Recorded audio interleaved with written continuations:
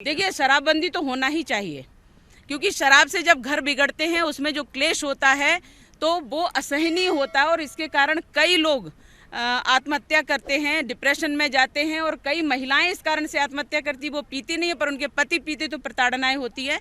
ये जो मादक पदार्थ हैं इनका सेवन बंद होना ही चाहिए। शराब सस्ती हो या महंगी हो, शराब जहां औषधि का काम करती है वो आयुर्वेद में शराब यानी अल्कोहल जो होता है उसका सीमित मात्रा में वो औषधि होती है और असीमित मात्रा में वो जहर होता है। इसको सबको समझना चाहिए, सुनना चाहिए और उसको अधिक लेने से जो नुकसान होते हैं उनको समझ करके अपना बंद करना चाहिए। कांग्रेस तो किसी प्रकार का आरोप लगाने लायक है ही नहीं, क्योंकि जब उनका शासन था तो वो घर घर शराब पहुंचा रहे थे।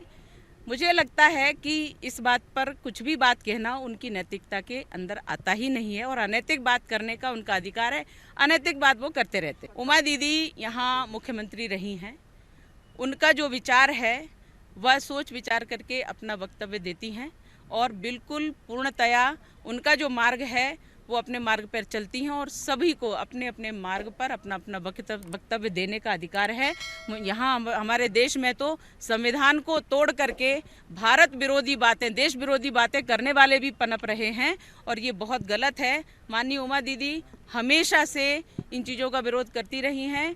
देखिए, शराबबंदी तो होना ही चाहिए, क्योंकि शराब से जब घर बिगड़ते हैं उसमें जो क्लेश होता है तो वो असहनीय होता है और इसके कारण कई लोग आत्महत्या करते हैं, डिप्रेशन में जाते हैं और कई महिलाएं इस कारण से आत्महत्या करती, वो पीती नहीं है पर उनके पति पीते तो प्रताड़नाएं होती है। ये जो मादक पदार्थ हैं इनका सेवन बंद होना ही चाहिए। शराब सस्ती हो या महंगी हो, शराब जहां औषधि का काम करती है वो आयुर्वेद में शराब यानी अल्कोहल जो होता है उसका सीमित मात्रा में वो औषधि होती है और असीमित मात्रा में वो जहर होता है। इसको सबको समझना चाहिए, सुनना चाहिए और उसको अधिक लेने से जो नुकसान होते हैं उनको समझ करके अपना बंद करना चाहिए। कांग्रेस तो किसी प्रकार का आरोप लगाने लायक है ही नहीं, क्योंकि जब उनका शासन था तो वो घर घर शराब पहुंचा रहे थे। मुझे लगता है कि इस बात पर कुछ भी बात कहना उनकी नैतिकता के अंदर आता ही नहीं है और अनैतिक बात करने का उनका अधिकार है।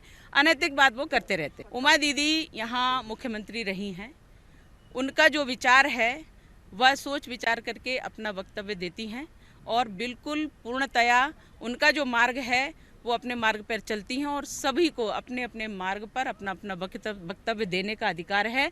यहाँ हमारे देश में तो संविधान को तोड़ करके भारत विरोधी बातें, देश विरोधी बातें करने वाले भी पनप रहे हैं और ये बहुत गलत है। माननीय उमा दीदी हमेशा से इन चीज़ों का विरोध करती रही हैं।